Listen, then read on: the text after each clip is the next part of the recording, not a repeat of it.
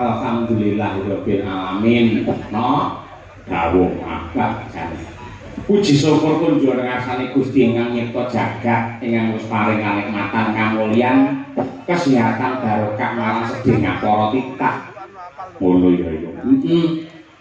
Marambah makaping-kaping mligine ing Kecamatan Babakan awake dhewe isih dipercaya isih ditresnani karo para warga masyarakat. Mula nganti makaping-kaping awake dhewe sowan dan Ponorogo khususing Babakan. Ya. Malah bengi iki dipun timbali dening pepundhen kula Bapak kami tuwa Bapak Sukamto sekalian Ibu Pujiati ya Pak. Ingkang lenggah ana ing Karanggayam Trisana Babakan Ponorogo. Nggih. Yo ngene iki lho Nduk sing apik, Kyai Sembodo piyayi duwe tekad sing kenceng, duwe niat sing gembleng ya kaya Pak Sukamto iki. Ngono. Apapun yang terjadi yen pancen ngersake urip-urip marang budaya, uri-uri karo wayang, mbuh piye carane mesti ditindakake. Iya, Pak. Monggo jane daleme kene nuwun sewu halamane pamane nggih wayangan kuwi ya kurang cukup ya, Mak. Mula palungguhan iki ya aneh lagi. Biasanya ade wayangan iki siji ning lapangan, loro ning tengah dalan. Ning bengi iki awake dhewe ning tengah sawah. Iya, muga-muga iki ya sawahe Pak Kamto dhewe.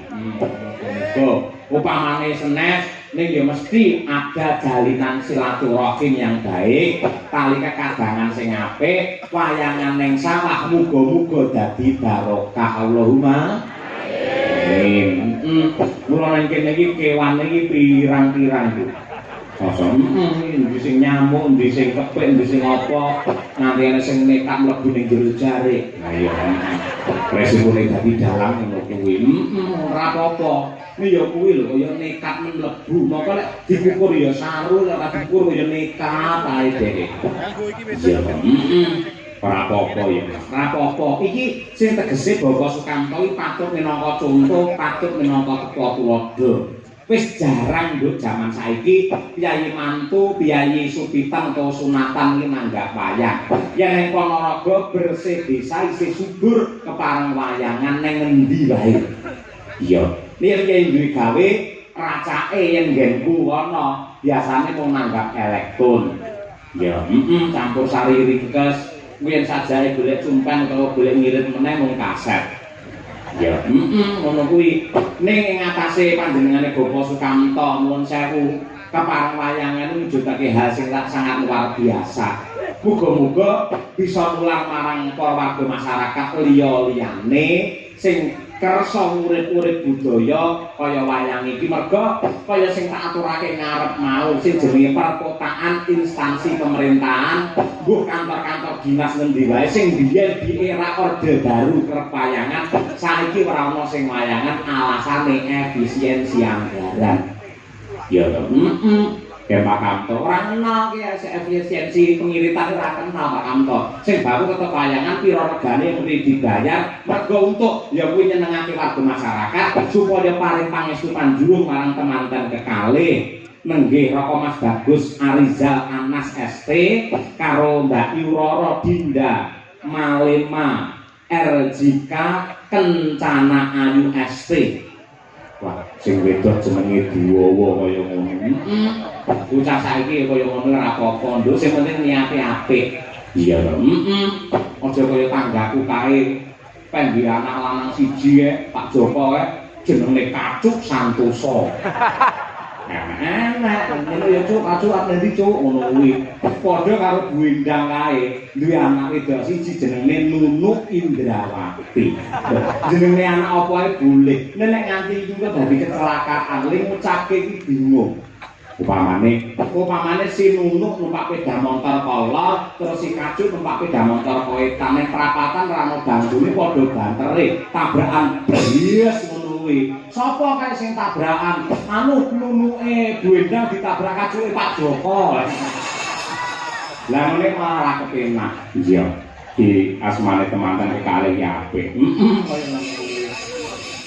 Muga-muga iso nular ning liya-liyane monggo Pak wayangan ngatur le wayangan utawi mirsani wayang, mangke putra-putrane diganti mirsani wayang. Ya, men bocah ngerti karo wayang sak kuwate. Yen cara aku mbiyen ngerti sore iki turu dhisik, terus jam 3 digugah, terus nonton wayang nggih men muro kali gayen-gayenge yen cara aku.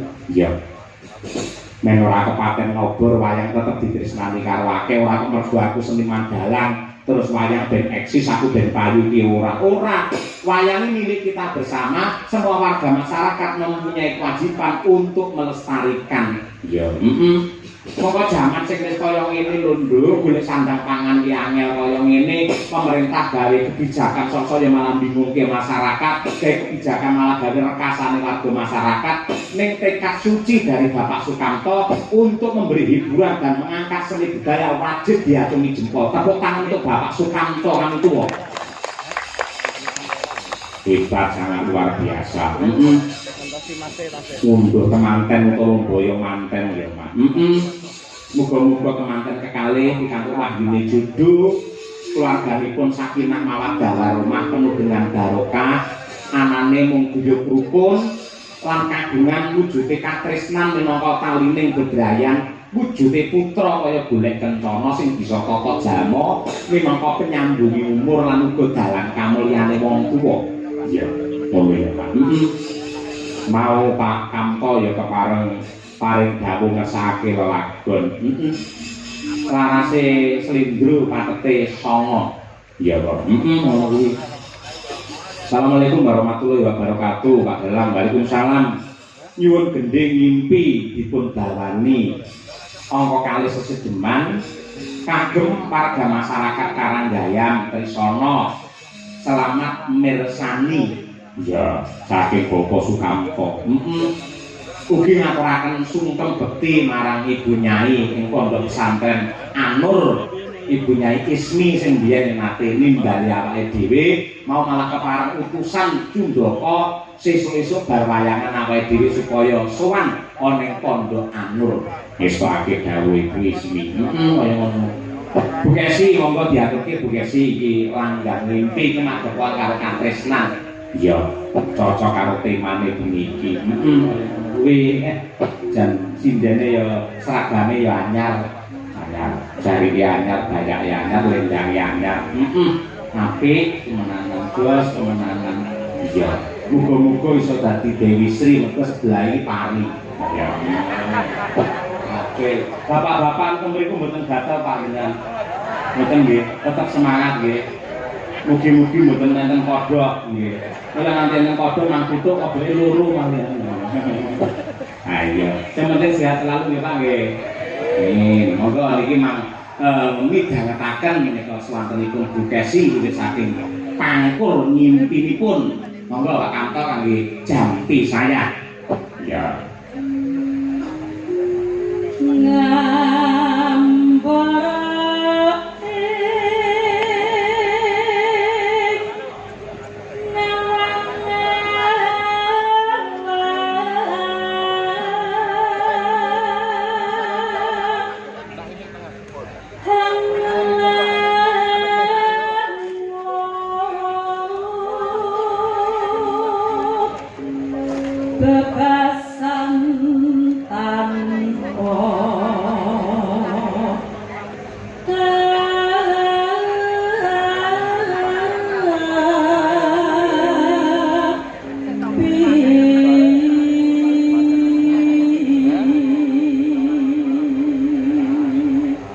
Ugi kula dherekaken ngaturaken panuwun dumateng Pak Poyanto Lembah panjenengane sing kepareng ndherekake Bapak Sukamto nalika tindak oleh Gubuki dhewe Karanganyar. Nggih, sembah nuwun Pak Yanto. Nggih. Ibu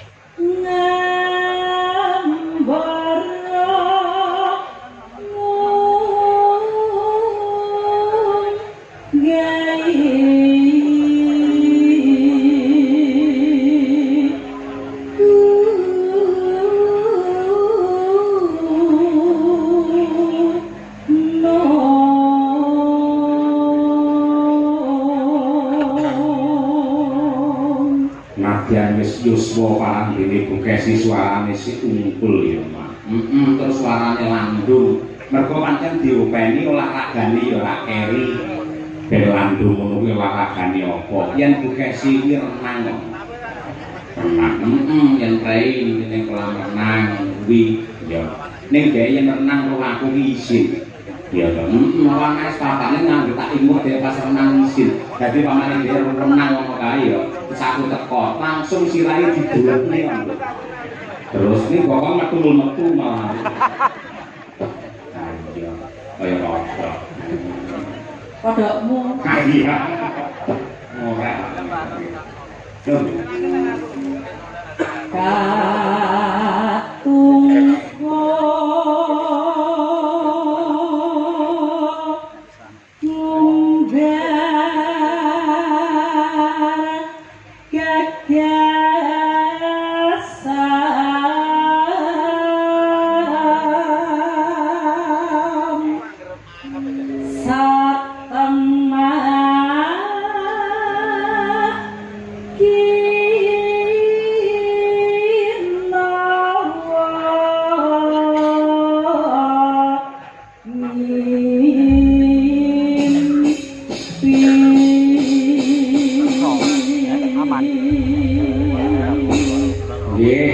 monggo sak landangipun duwe gelar pamayan. Ayo.